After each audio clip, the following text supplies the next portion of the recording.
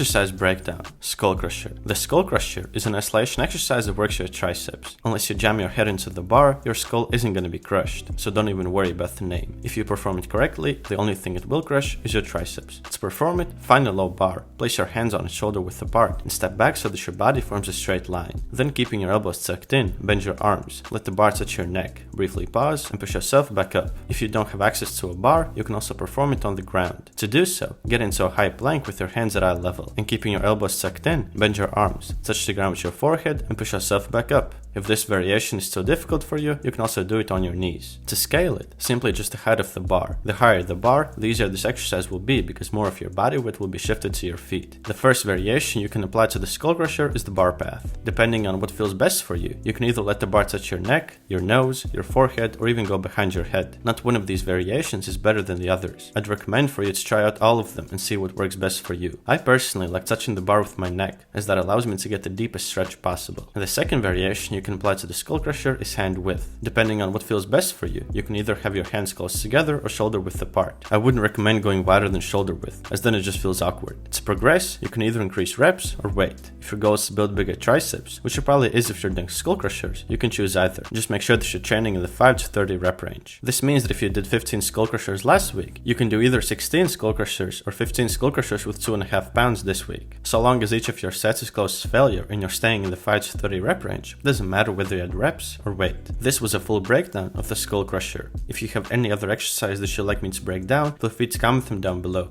Peace!